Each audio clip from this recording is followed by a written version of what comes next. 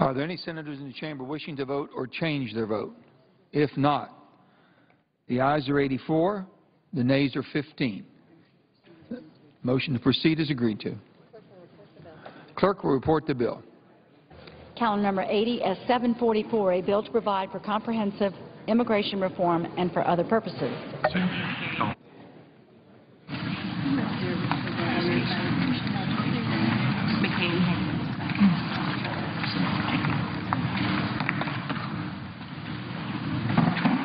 Mr. President.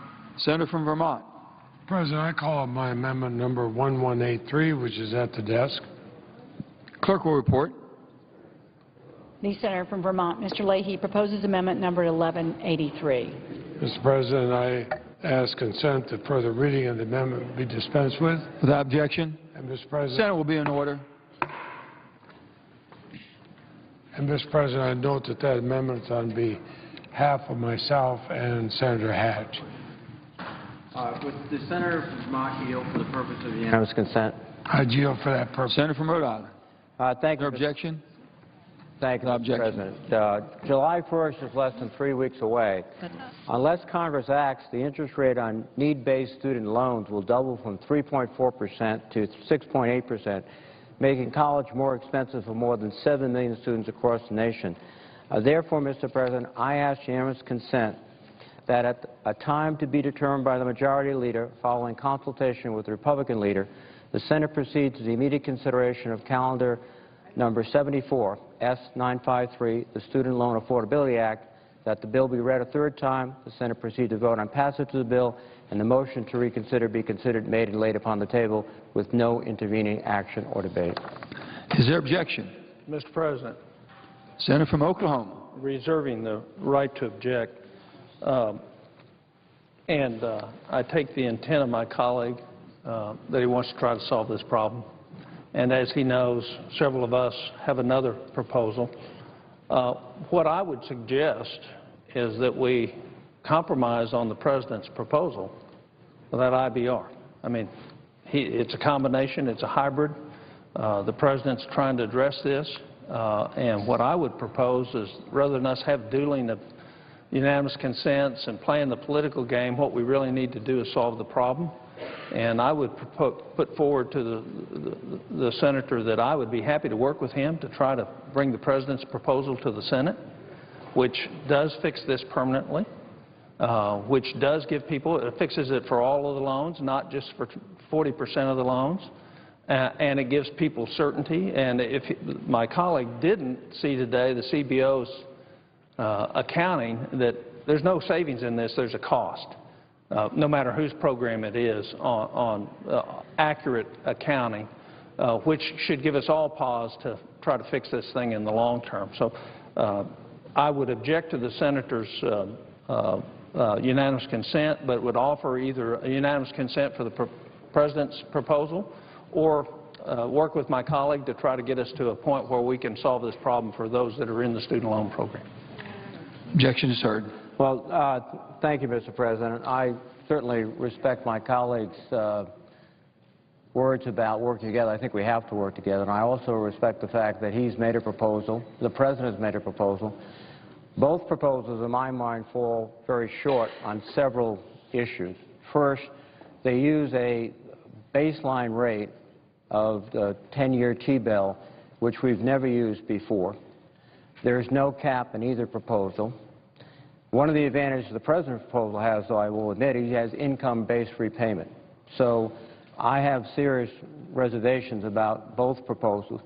But the issue I think it faces us now is that when we talk about trying to create a long-term solution, it's not just about structuring interest rates.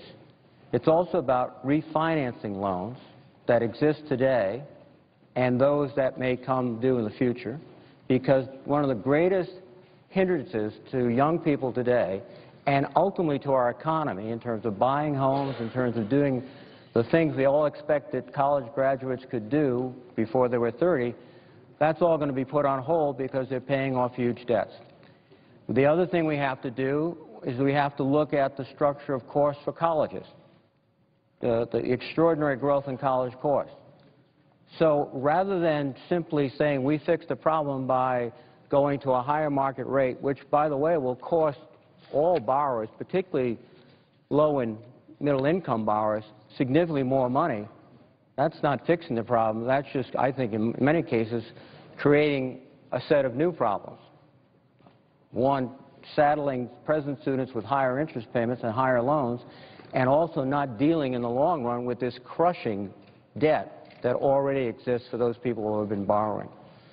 So I very much recognize that we have to work together. My concern is one of calendar.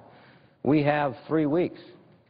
We are going to be on the floor with this very important historic immigration bill for all of those 3 weeks, no doubt. We will not have, I think, the time to fashion a balanced approach for all these different issues, bring it to the floor, and have the kind of vigorous debate which is very important. So I clearly recognize we need long-term solutions, but what we don't need to do is double interest rates on students. It's going to immediately impact families across this nation. And again, the senator has been very forthright, but also thoughtful in terms of making a proposal. We disagree, but he's come to the floor with a long-term solution. I believe we have to work to a long-term solution. My sense is it won't be done in 3 weeks. It can't possibly get to the floor even. Again, around here, even if we came to a meeting of the minds, there's always a possibility one or two of our colleagues would say, I have a different approach, and therefore we don't have the procedural means to reach the floor. So I'm actually asking simply to let us have the time to work thoughtfully on a bipartisan basis to craft not a solution to a rate issue, but a comprehensive approach to the issues that burden every family in this country, which is how do I afford college? What do the colleges do to make it more affordable? What do we do to make it more consistent with market rates but not be in a situation? And again, just a final point, I was in law school and had the benefit of federal assistance. In '81, market rates were reaching about 17%. I can't imagine now with the cost of college borrowing that kind of money at 17% interest rates. You'd be financially flattened before you got your degree. So again, I appreciate the objection. The objection's been made, and I thank the President. Mr. President, I believe I still have the floor. Yielded me before I go to my next meeting. I won't take but 3 or 4 minutes. I yield to the senator without losing my right to the floor for that purpose. Object. Senator from Oklahoma. We're going to borrow $1.6 trillion over the next 10 years to fund student loans. And the differential between what that costs the Treasury and what somebody pays, we're going to have subsidies in this no matter what. The question is how much is the subsidy? But I would like to clarify that subsidized student loans is what we're talking about, but all of these end up with a cap at 8.25% when you consolidate the student loans, which they all do. And you can have an income-based repayment plan, which lessens the penalty, but you still have a cap when you ultimately get through school. And so the whole purpose behind this is to get some long-term plan so we control the cost. If, in fact, you have 3.4% and rates go to that, that means the average American taxpayer is subsidizing at 14% of that cost. So the point being is I agree with the senator that we, in fact, need to fix the cost drivers in a collegiate education. But one of the cost drivers is us. And both Senator Alexander as well as Senator Harkin have major bills on both those. Both of them have those. And I agree that we're not going to get that debate done. But I agree that I do think that we can come to a compromise between what we have proposed, what the President's proposed, and what you're proposing that will actually solve the long-term problem. 2-year extension doesn't do us any good, and it only does 40%. And the cost, here's the cost that you outlined. The cost is a subscription to Netflix at $14 a month. That's the cost differential between your bill and what we're proposing. So somewhere in between there's got to be a compromise.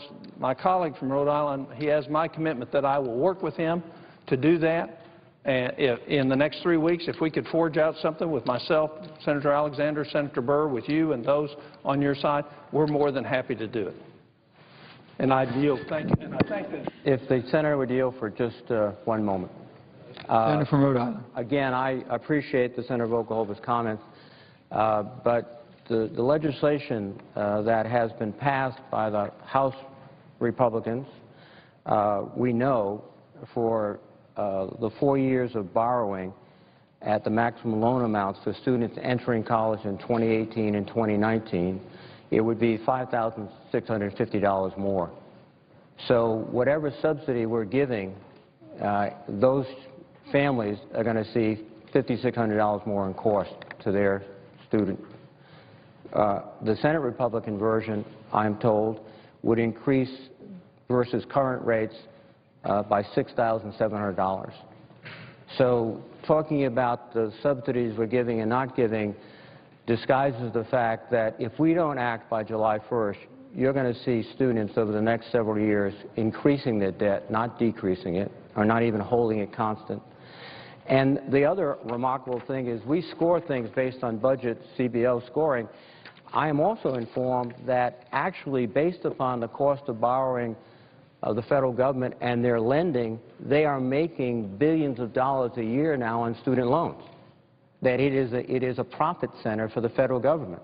And indeed, looking at the 10-year projections for the bill, I believe that was submitted by my Republican colleagues, there's a projected $15.6 billion savings, quote, or income to the federal government.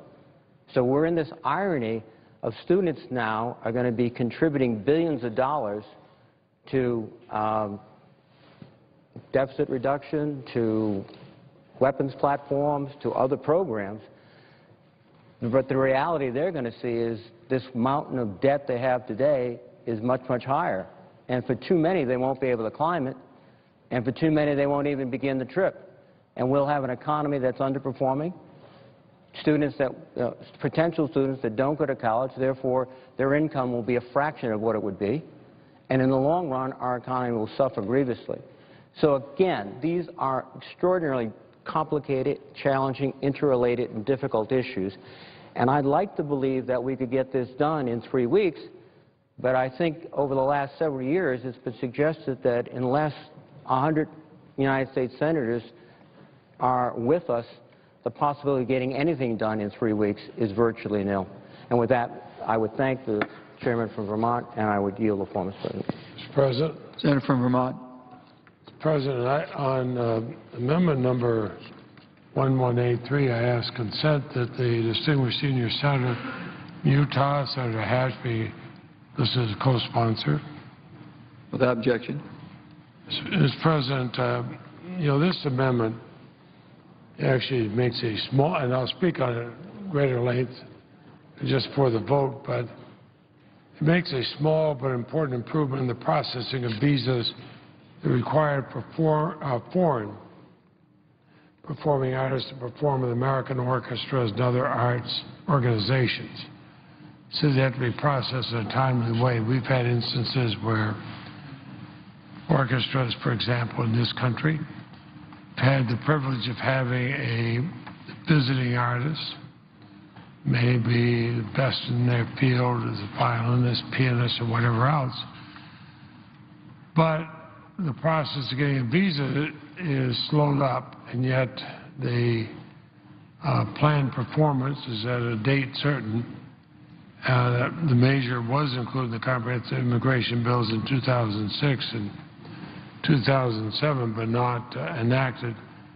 What this would do is say that it doesn't give an automatic visa to these artists, but simply says that their application, instead of being at the bottom of the pile, will be considered in a hurry. Now, Mr. President, on another matter, as we get into this debate, I've defended the First Amendment, America's right to speak. I've done it even when people have said things about me that I wish they didn't. But I also have a right as a senator to comment on such speech.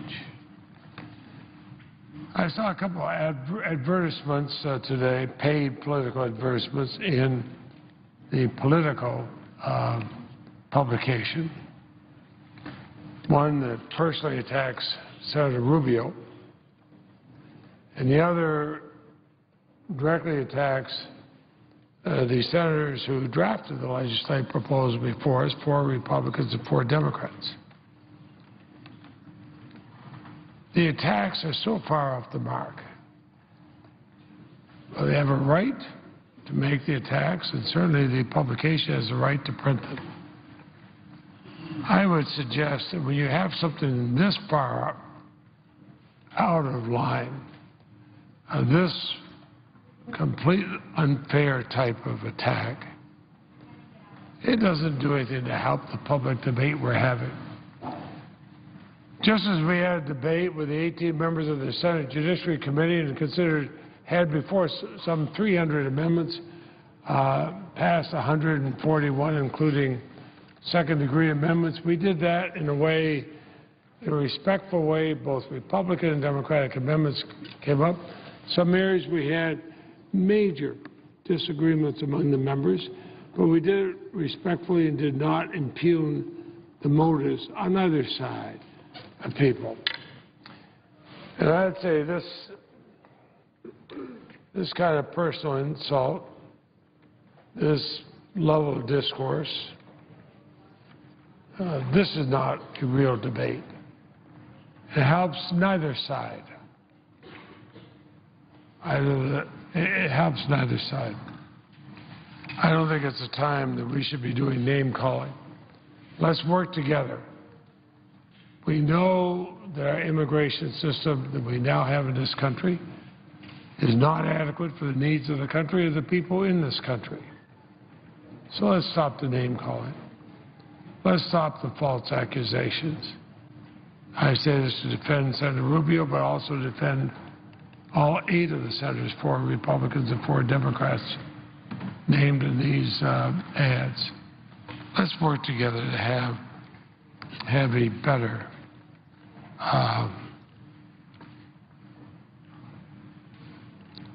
debate. Mr. President, I suggest you have the quorum. Clerk will call the roll. Mr. Alexander.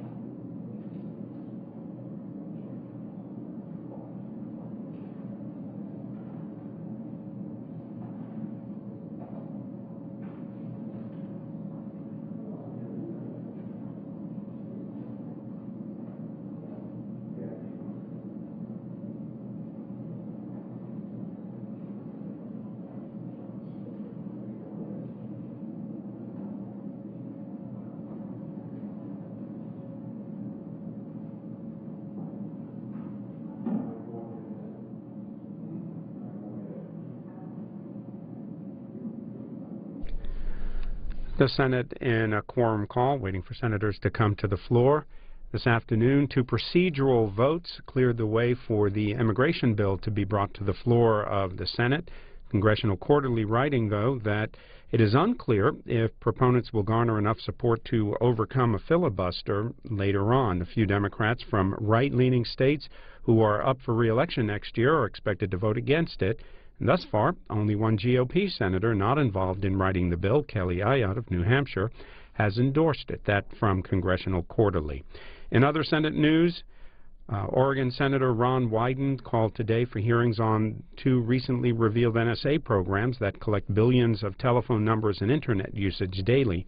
He was also among a group of senators who introduced legislation today to force the government to declassify opinions of a secret court that authorizes the surveillance. On the other side of the Capitol, all members of the House will receive a briefing about the NSA surveillance programs, and that meeting is scheduled shortly at 5 p.m. Eastern. So you can watch live House coverage, House in today, and coming in for votes at 6:30, and live Senate coverage here on C-SPAN 2. Senator from Iowa. I ask that the calling of the quorum be suspended. Without objection. Okay.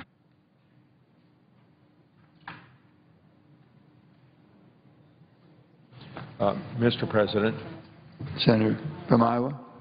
I ask that the pending amendment be set aside, and I call up number 1195. Clerk will report. The Senator from Iowa, Mr. Grassley, proposes amendment numbered 1195. I ask that further reading of the amendment constitute the reading. Without objection, sir.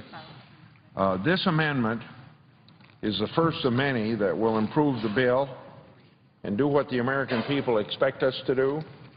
The American people are being asked to accept legalization program, and in exchange for that, and that's a very compassionate approach, we would be assured, and the American people would be assured, that the laws were going to be enforced. But as we read the details of the bill, it is clear that the approach taken is legalize first and enforce later. My amendment would fundamentally change that. The amendment that is now pending would require the Secretary to certify to Congress that the Secretary has maintained effective control over the entire southern border for 6 months before proceeding and processing applications for registered provisional immigration status. It's a common sense approach. Border security first, legalize second.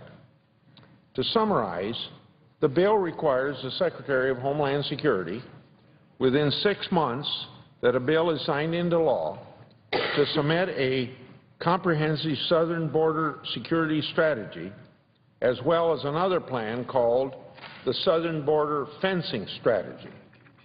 After those so-called plans are submitted to Congress, the Secretary can start processing applications to legalize the 12 million people that are in the United States. The result is that those who are undocumented would become legal after a mere plan is submitted. Not even considering, is that plan going to work? There are 2 major flaws with this. The first, why do we need legislation to have the Secretary submit a border security strategy? Isn't that already the Secretary's responsibility? Do we really need to pass a law to tell her to do her job? We shouldn't have to. This is a reminder of what comes up in my town meetings in the state of Iowa. And I've had 73 of those of the 99 counties already. And when I start, somebody will ask me about immigration. So I try to give them an update on where we are on the immigration legislation and what I believe about it. But invariably, without a doubt, somebody, before I start to explain, say, we don't need any more legislation. All we do is have to enforce what's already on the books, and we wouldn't have a problem. So that gets kind of back to the point. Why do you need more plan? Isn't it the Secretary's responsibility already to enforce the law? Now, second, the bill would start legalization even if the Secretary's strategies are flawed and inadequate. What if this Secretary isn't committed to fencing? What if this Secretary believes the border is more secure than ever? Well, in fact, Secretary Napolitano told the committee she thought our borders were secure. Now, that ought to concern all of us. And for sure, you couldn't sell that proposition to some of the people that come to my town meetings in Iowa. RPI status is more than probation. RPI status is legalization. Once a person gets RPI, they get the freedom to live in the United States. They can travel, work, and benefit from everything our country offers. RPI status is de facto permanent legalization. We all know that it will never be taken away. Given the history of these types of programs, we know it will never end. Now, my amendment improves the trigger and fulfills the wishes of the American people. Secure the borders. My amendment ensures that the border is secured before one person gets legal status under this act. If we pass the bill as is, there will be no pressure on this administration or any future administration to secure the borders. There will be no push by the legalization advocates to get that job done. Now, we need to work together to secure the border first. Members of Congress, members of the administration, business leaders, union leaders, and advocates for all kinds of immigration people. We need to be in the same boat to push that the border is secure. But if you have legalization before we know the border is secure, then you break up and balkanize the advocates for immigration reform and the promise that goes with it of border security. So we need to secure the border for several reasons, so that we're not back in the same position 20 years from now. We need to protect United States sovereignty. We need to protect homeland security and improve national security. There are a variety of threats to our border. There are potential terrorists and transnational criminals. Foreign nationals use porous border to import threatening goods such as weapons of mass destruction, illegal drugs, contraband, counterfeit products, and other products meant to harm Americans or hurt our economy. Under my amendment, the Secretary would have to prove that we have effective control. And that effective control, I have not changed that definition. It's as defined in the bill. And to do it for at least 6 months before applications for RPI status are processed. I agree with at least one of the authors of this bill. If this border security title is not improved, this bill doesn't stand a chance of making it all the way to the President of the United States. My amendment is this very necessary first step of fixing this issue. People don't trust the government will get this right, or that this administration is dedicated to securing the border. We don't need a new bill to do that. All we need to do is prove to the American people that we're sincere and will really secure the border. And that's what's promised by the authors. I don't doubt their good intentions, but when you have a plan submitted, and that's the basis for legalization, it seems to me we ought to have proof that the border's secure. So let's wait until the border's secure and then legalize. Before I yield the floor, and I'm ready to yield the floor, I ask this unanimous consent that Angela Sheldon, a detailee in Senator Hatch's office, be granted the privilege of the floor for the duration of the debate on S-744. Is there objection? Without objection. So ordered. And I thank the chairman for the courtesy of offering this first amendment. And I also, this chairman wasn't here when I spoke yesterday, but I said that he promised an open and transparent process in committee, and we had that transparent, open process, and I thank the chairman for doing that and seeing that it's done, and I hope that that process can continue on the floor. I yield the floor. Well, Madam President, I appreciate the words of my friend of decades, the senator from Iowa. He and I worked very closely to have it an open, transparent, whether we agreed or disagreed on an issue. We tried to move it on. After all, it worked better that way because of the 18 members of the committee, we were the two that had to spend the most time there during it, and all the time there. And I appreciated working with them. We were able to pretty well decide when matters would come up and make sure that both Republicans and Democrats had a chance to bring up all their amendments, and we adopted 141 or so amendments, including second-degree amendments, and all but one or two of them were in bipartisan votes. So I appreciate what he said, and I enjoyed working with him on that. I'll have more to say at another time about his amendment, but I just note that for the past several days, senators have been discussing the immigration bill. I'm glad the Senate's now turned to actually consider it. We've had a lot of talk about getting to it, including, of course, the time spent in the Judiciary Committee.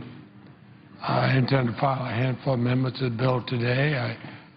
I would encourage others to do the same so we can get to work without further delay. The bipartisan immigration bill is a measure the Senate should come together to pass. We should send to the House the best bill we can. And I think the large majority of senators want to do that. We should do what's right, what's fair, what's just. And the House has to consider comprehensive immigration reform legislation without any further delay. Madam President, this year one of the most important bills we enacted into law was the Violence Against Women Reauthorization Act. From the outset, I worked with my Republican colleague, Senator Crapo, to develop that legislation in a bipartisan way. And we called in senators from both sides of the aisle. We had co-sponsors, both parties. We took suggestions and amendments from both Democrats and Republicans. And then we built a majority of the senators in support. I worked very hard to keep that as a bipartisan issue when, frankly, we had some on both sides of the aisle who wanted to make it a partisan issue. Last year, we were able to have our bill considered. It passed the Senate with 68 votes, obviously a bipartisan majority. And parenthetically, I'd note that yesterday we passed the Farm Bill with fewer votes than that. But the New York Times described that Farm Bill, and rightly so, as having overwhelming bipartisan support. In fact, last fall, when the House of Representatives would not take up our VAWA legislation, our Violence Against Women legislation, we redoubled our efforts during the lame duck session. Had many meetings in my office between Republicans and Democrats, find where we could go. We then reintroduced our bill with some modifications at the beginning of this year. I sought to make it our first legislative priority of the new Congress. And with the strong support and leadership of the Majority Leader, Senator Reid, the Senate turned to it, We considered it. We passed it as one of our very first legislative matters in February. And we actually passed it with an even stronger bipartisan majority this year than last, although many of those who now oppose immigration reform continue voting against reauthorizing the Violence Against Women Act. We passed a strong, principled, bipartisan bill. And I had people urge me to abandon my efforts in violence against women in an effort to protect all victims. I was glad to see they're proven wrong. I was told repeatedly that the House representatives would never consider, let alone pass our bill that provided fairness for gay and lesbian victims, and that we'd never be able to provide meaningful protections for Native American women being brutalized by non-Indians on reservations. But I said, my own experience early as a prosecutor and since as chairman of the Judiciary Committee, a victim is a victim is a victim. When I'd go to crime scenes, I never knew a police officer to see a victim of violence against women and say, well, wait a minute, before we can get involved, is this victim gay or straight? Is this victim Native American or not? They said a victim is a victim is a victim, and let us see what we can do to protect not only this person but others. And in spite of all the dire predictions and political naysayers, our bipartisan group of senators stuck to our principles. The Senate stood firm. We did the right thing. And what happened then? How were we able to enact this bill into law, which was even tougher and stronger than the bill we tried to pass the year before? Well, the American people spoke up. They supported our bill. They demanded action. And there were some Republican members of the House, like Tom Cole of Oklahoma, who knew the right thing to do or were willing to say they wanted to do it. And then more and more House Republicans came around to our view. And the House, to its credit, changed its stance, considered our bill. They passed it with no changes whatsoever, exactly as it came out of the Senate, and it's now law. I was proud to stand with President Obama on March 7th in an emotional ceremony in which he thanked legislators from both sides of the aisle for protecting all victims of domestic violence and human trafficking. Now, relevant to the pending immigration bill, there was one piece of the original Leahy-Crapo-Vawa bill that was requested by law enforcement to help immigrant victims of violence. We sought to increase U visas, letter U, visas, for abused immigrant women so they could be protected and to help law enforcement go after their abusers. So often, immigrant women are afraid to go and report their abusers because they think they themselves may be deported. And in fact, we've had evidence and testimony that people who are being abused, their immigrants are told, you report what I'm doing to you, I'll get you deported. Now, that provision had a technical budget effect that last year the House used as an excuse not to consider our bill. And I promised at the beginning of this year that I'd continue fighting to enact that measure. We'd take it out of the VAWA bill to avoid the technicality of having it blocked by the House. But I never forgot that. Never forgot my promise to those immigrant women. And I'm happy to report that these important U visas are now part of comprehensive immigration reform legislation before us. So I tell this history because some have argued the Senate immigration reform bill has to be undermined from what we brought out of committee. We have to do that to conform to demands intended to appease some in the House Republican majority. Well, I disagree. I disagree. Just as we didn't back off on VAWA, say don't do it now. Let's consider not a partisan reason, but let's consider America. The Senate should pass the best bill for the economy, for our families, and for our nation. We should do what we think is right. Now, the House of Representatives is clearly in a different place than those who support the Senate bill. Just last Thursday, House Republicans voted to end President Obama's administrative program to help Dreamers, the Deferred Action for Childhood Arrivals program, until such time as we can pass the DREAM Act. Well, the DREAM Act is in our Senate immigration reform bill. It recognizes that young people here without fault of their own, or in school or the military, in good standing, should not be deported because they are undocumented. They are Americans. They should be part of this nation's future. Senator Durbin, and I'm so proud of him for this, has been right to fight for them, as he has for years. A national voice for those who want the DREAM Act to pass. And he's insisted, Senator Durbin has insisted on the DREAM Act being included in our legislation. And President Obama is right today to highlight the achievements, contributions these young people make to our country, and will continue to make it that the bill becomes law. So, should we now abandon them? Should we say, well, let's just strike those measures from the Senate bill because Representative King of Iowa and other House Republicans don't like them? Of course not. Senate is a separate body. 100 people to represent over 300 million Americans.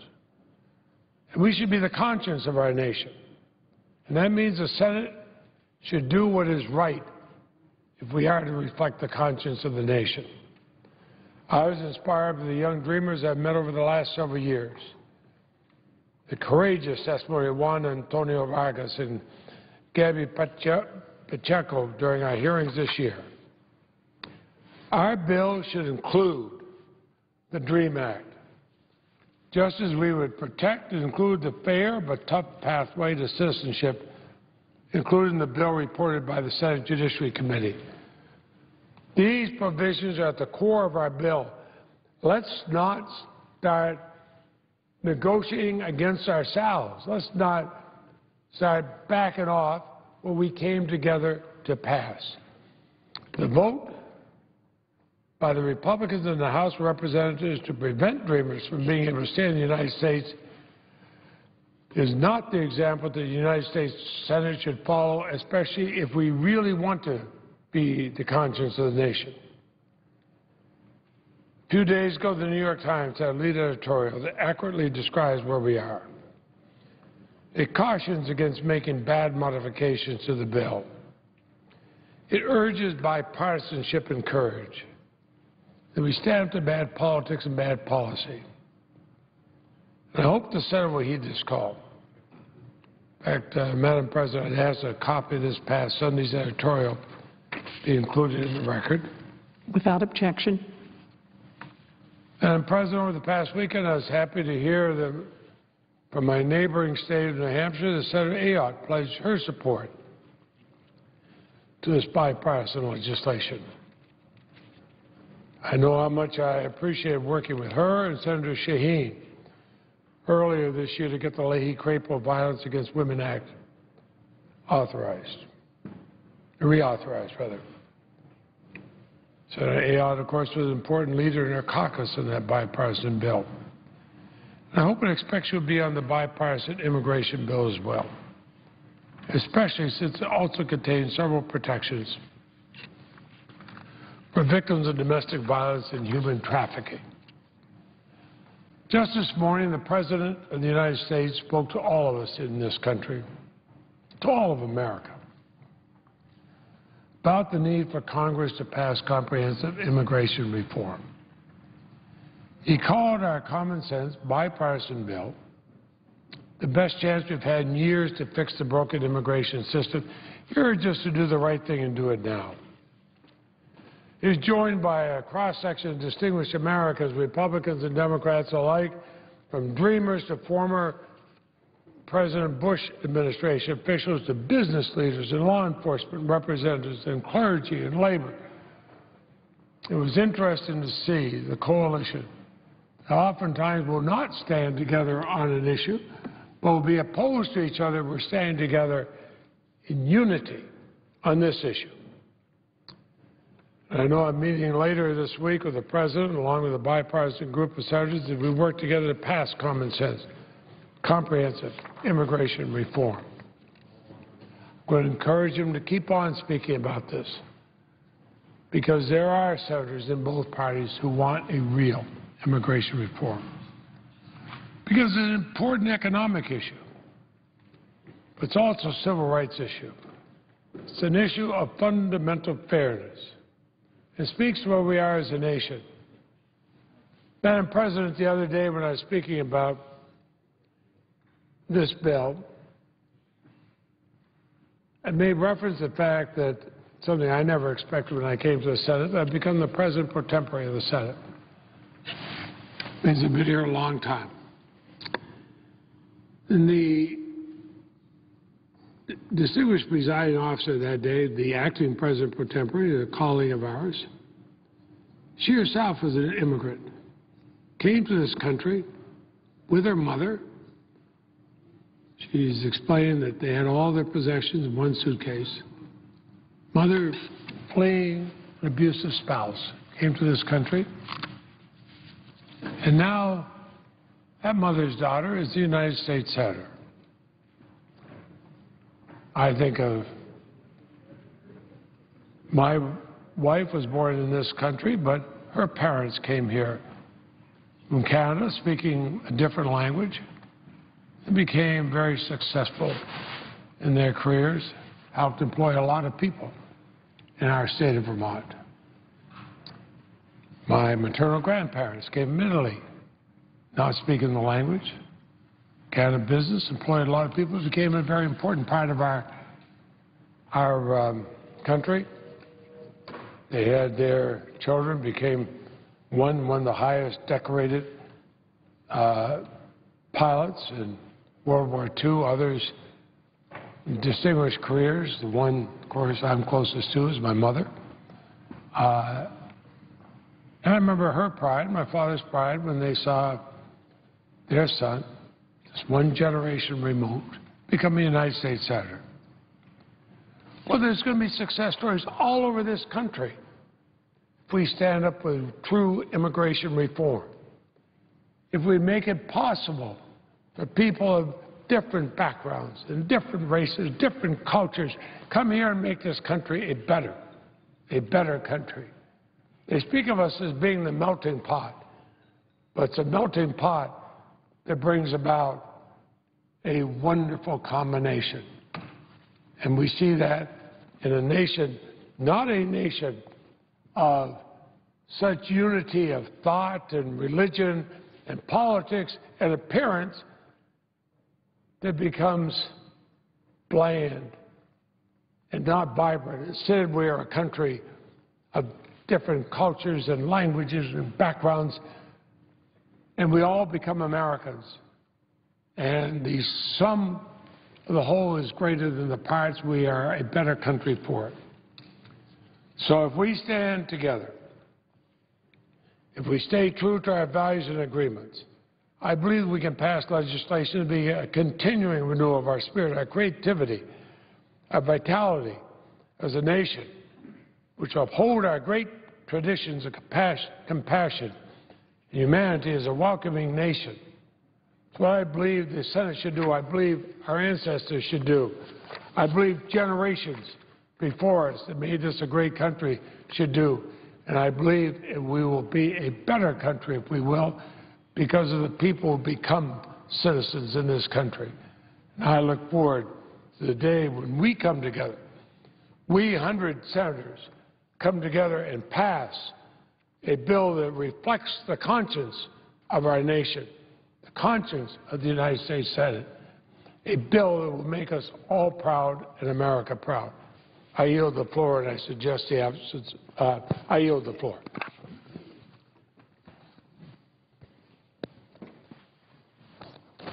Madam President. Senator from New Jersey.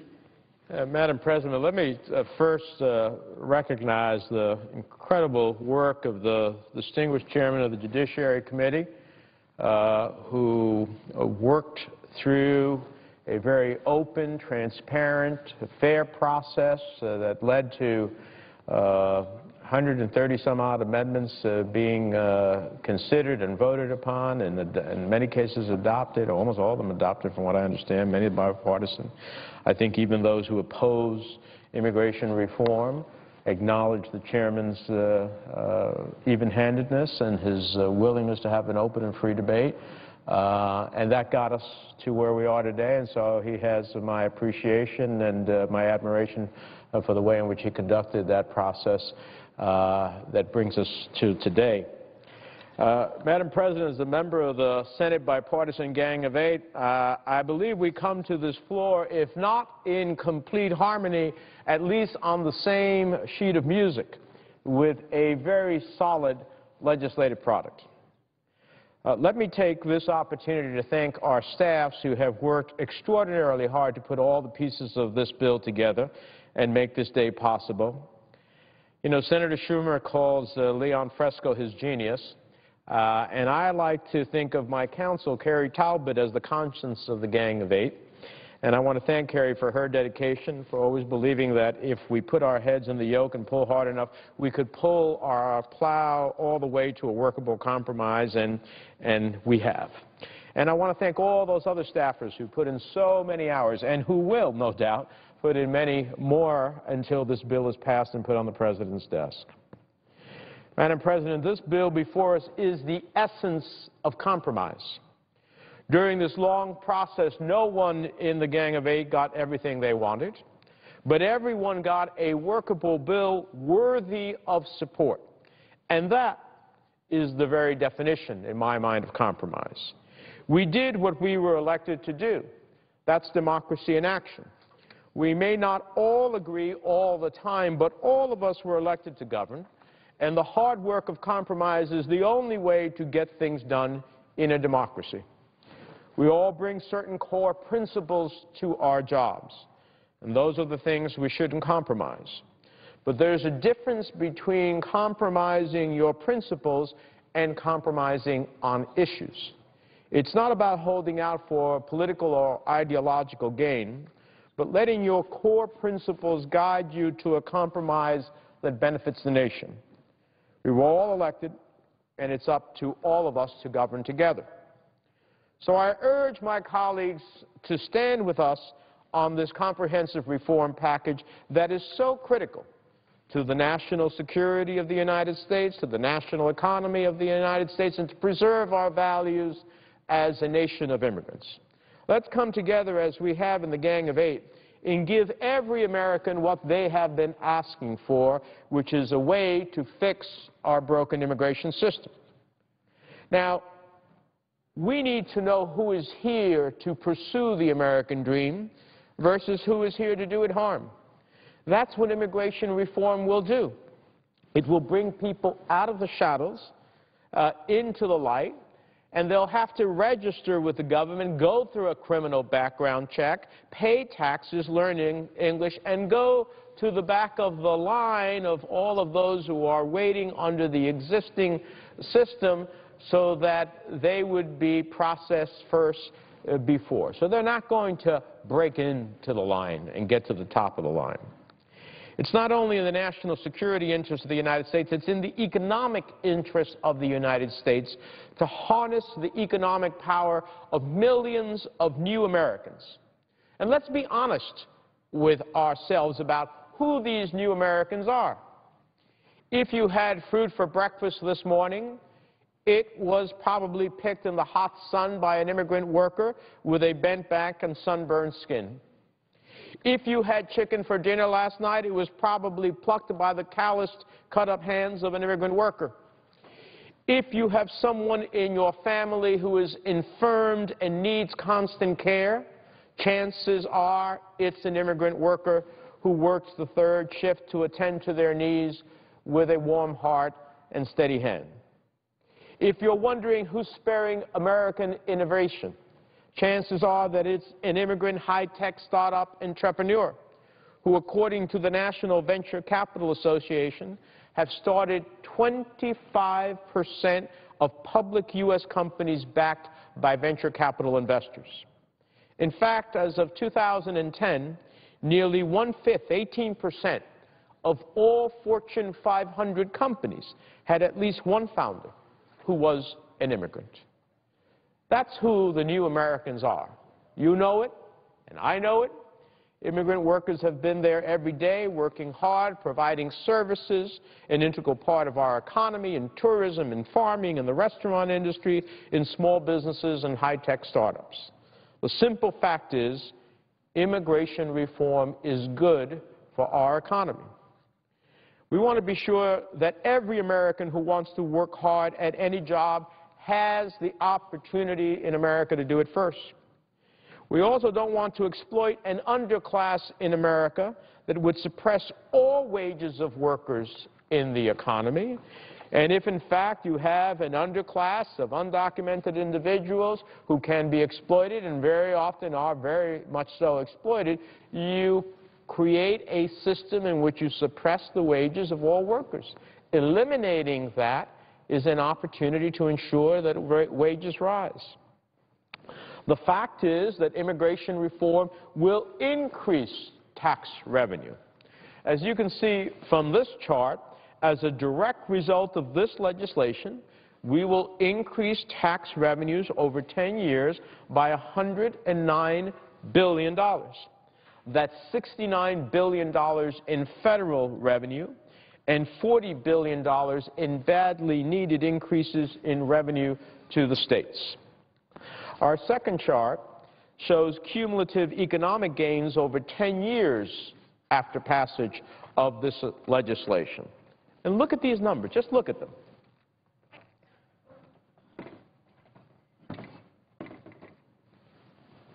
Fixing the broken immigration system would increase America's GDP, its gross domestic product, by $832 billion over the next 10 years.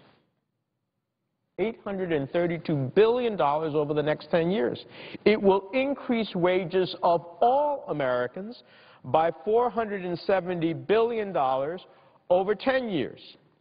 And it will increase the number of jobs created in America by 121,000 per year. Immigrants will start small businesses. They'll create jobs for all American workers.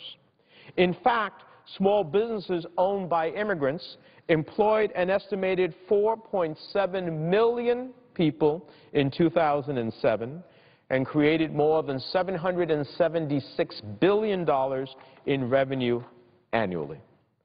So I ask my colleagues, knowing that we have a broken immigration system, knowing that millions of families are in the shadows, knowing that we have to address this problem now, can we in good conscience afford not to pass a bill that would increase GDP over 10 years by $832 billion?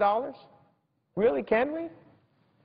Can we afford not to pass a bill that will increase wages of all Americans by $470 billion? Can we afford not to pass a bill that will create 121,000 jobs every year for the next 10 years, 1.2 million more jobs in the next decade because we had the wisdom and the will to act? Immigrants have been a silent force in this economy, working in the shadows. And it's time to bring them into the light. It's time to harness that economic power. They're working hard, providing services, working in every industry at every level, even sacrificing their life to serve in our military.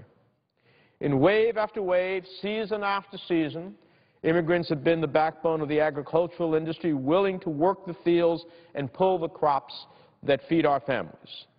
That work is being done by the immigrant workers, and God bless them for their willingness to do it. God bless men like Lance Corporal Jose Gutierrez, not even a citizen of the United States when he became the first American soldier to die in Iraq. He wore the uniform of this nation. He was willing to do battle for this nation. He died on behalf of the country. He was not, although he aspired, he was not even a citizen of the United States. Madam President, let's send a message to every American to stand with us on immigration reform in memory of Corporal Jose Gutierrez and every soldier like him. Let's send the message that no longer will immigrant families be separated from loved ones. No longer will United States citizens and lawful permanent residents be caught up in immigration raids and detained unlawfully in violation of their constitutional rights simply because of the way they look, the way they speak, or the color of their skin. We have many cases of United States citizens and legal permanent residents who have been unlawfully detained in immigration raids until their citizenship was established or their permanent residency was established. Now, who among us in this chamber would be willing to be a second-class citizen in this country? I don't know about you, but right now I have nothing in my possession that says I'm a United States citizen. I'm not carrying my passport. I was born in the United States, but I don't carry my birth certificate. And I certainly don't expect to be stopped because, as some said in this chamber in 2007, I am one of those people. One of those people. That I'm different. That I'm somehow not American. We know the history of this nation. History has taught us that when there's a story of one group of people becoming a suspect class, when one group of people is blamed for all the ills of the nation, that story always has a sad ending. We cannot let that happen again in the greatest country on the face of the earth. As the son of Cuban-American immigrants growing up in Union City, I understand that too many families have waited too long for common-sense immigration reform. Too long to have the chance to raise their hands and take the oath that says they will support and defend the Constitution and laws of the United States of America against all enemies, foreign and domestic, and bear true faith and allegiance of the same. Too many have waited too long to say those words that will change their lives. They changed my mother's life, and in turn changed mine, giving me the chance to stand here today, one of 100 United States senators, one of 8 who has spent months negotiating a very tough but fair proposal to fix our broken immigration system. I know what's at stake. We know what's at stake. We've lived it, we see it every day, and I believe that we can finally say today that there is some light at the long, dark tunnel that has been before us. This bill represents a lot of hard work. It is the essence of compromise. We've come a long way in the Gang of 8, but there is still a long way to go. Now, are there legitimate amendments that can improve this bill? Of course. Are there still those who would amend this bill solely to undermine immigration reform? Absolutely.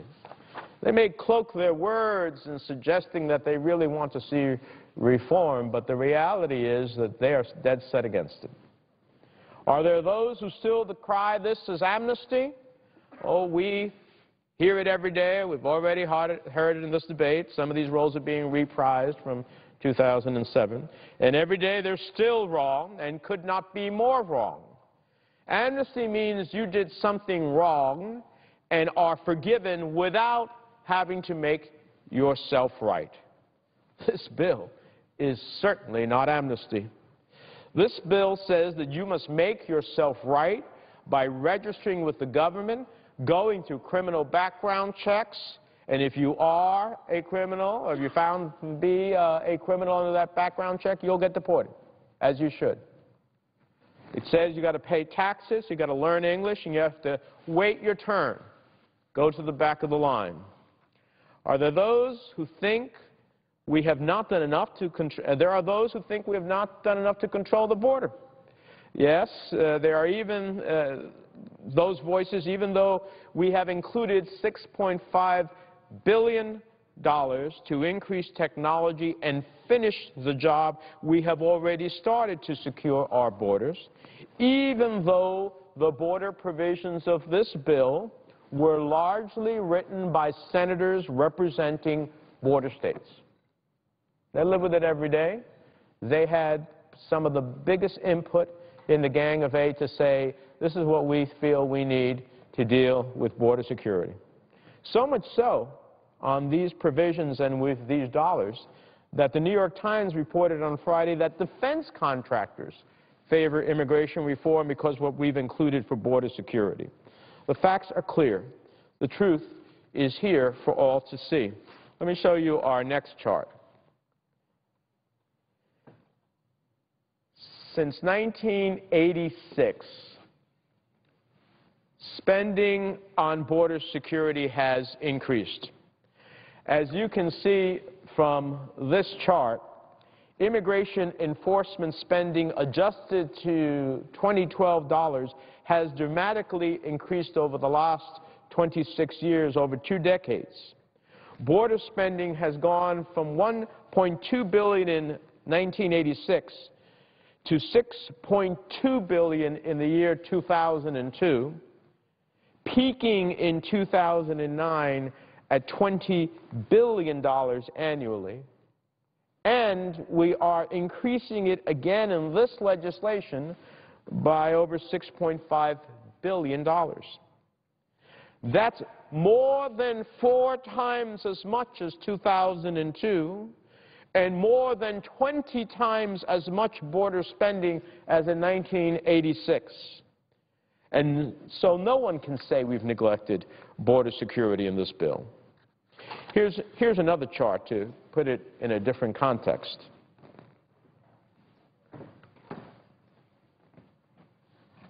Let's put this in this context. When we look at spending, as you can see from this chart, we now spend more on immigration enforcement than all other criminal enforcement agencies combined. All of them combined.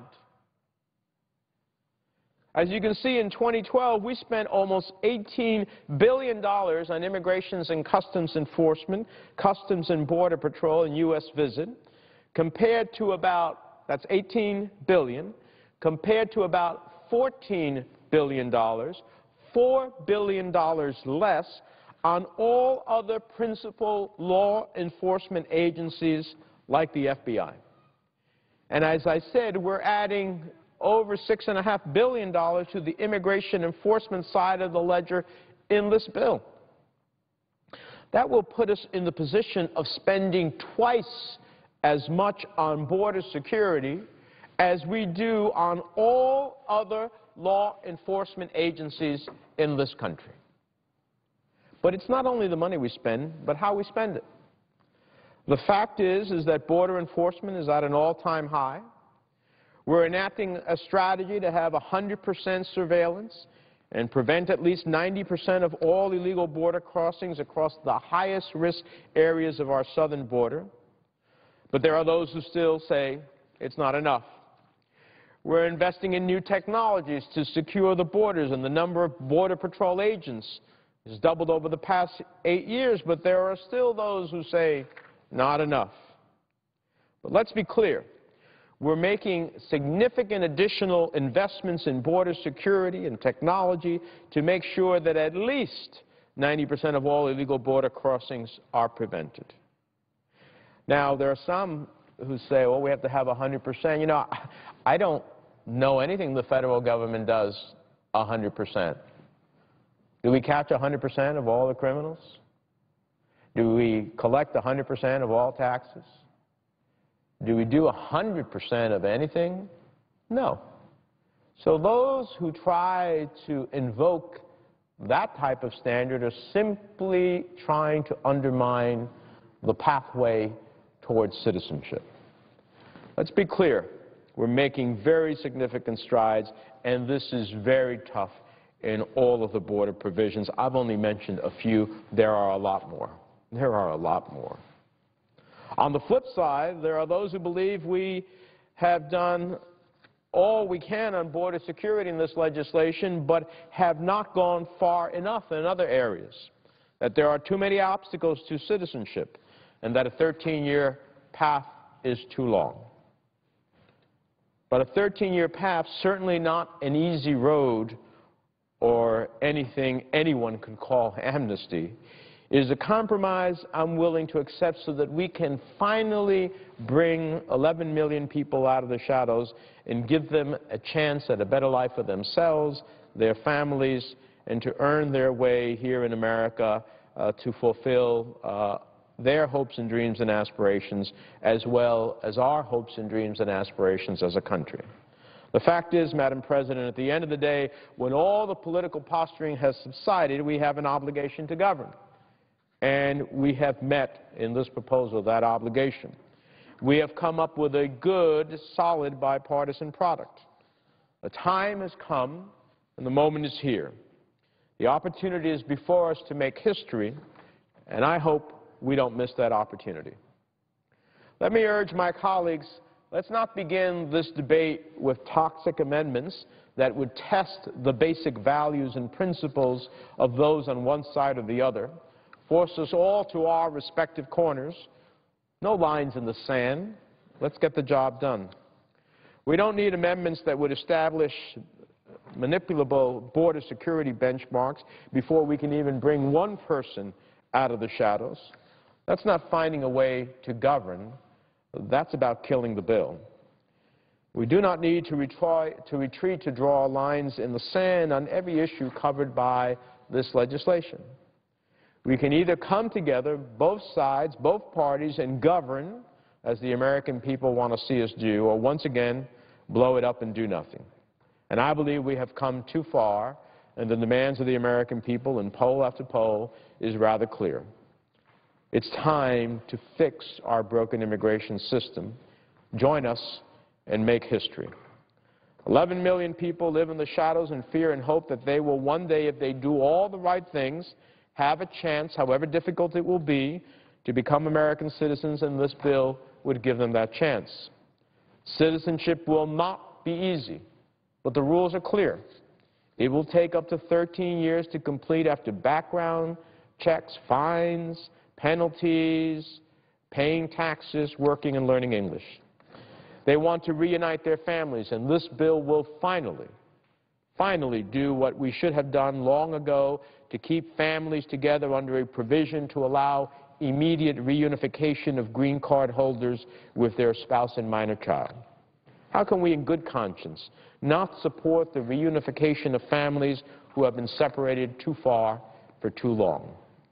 For those who come to this floor and proclaim their commitment to family values, this is the time to show it.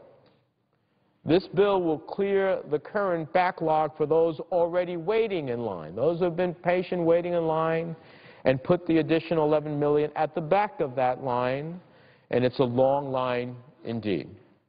Let no one come to this floor and misrepresent this compromise language as amnesty. It clearly is an amnesty. This is not a free ride, but a pathway for undocumented individuals to earn, for those who have been here contributing to America's economy while living in constant fear of deportation, constant fear of exploitation, constant fear of waking up in the morning and wondering if you'll see your family at night. It provides a simple, fair opportunity for dreamers. These are young people who, through no fault of their own, came to America because their parents brought them here. The only country they know is that of the United States. The only flag they've ever pledged allegiance to is that of the American flag. The only national anthem they know is the Star-Spangled Banner. How can we not give them a chance just because they were brought here by their families and just because they want to belong to the only country they've ever known? Madam President, this has been a long, hard road to compromise, months of hard work, hard negotiations. But that hard work has paid off with the support of the broadest spectrum of groups and organizations I have ever seen in nearly 20 years between the House and the Senate of trying to achieve comprehensive immigration reform. From the U.S. Chamber of Commerce, representing business in this country, to the AFL-CIO, representing labor. From agro growers to farm workers, from high-tech entrepreneurs to restaurant owners, and every religious sector. The evangelical community is strongly supportive of this, as are Christians and Jews and everything in between. People on all sides of every issue finding common ground to say this is the right legislation for America. We have a chance to make history, but we cannot make history without uniting behind a deep and abiding belief in the need to govern, the need to fulfill our responsibilities to the people we represent. The time has come. If we cannot come together on comprehensive immigration reform at a time in which the American people have clearly spoken, if we cannot push back against the extremes that will always prevent us from ever finding the center, if we choose only to obstruct and not solve, destroy, not build, then we will have lost a perfect chance not only to make history, but to do what is right by our country. This is a good bill.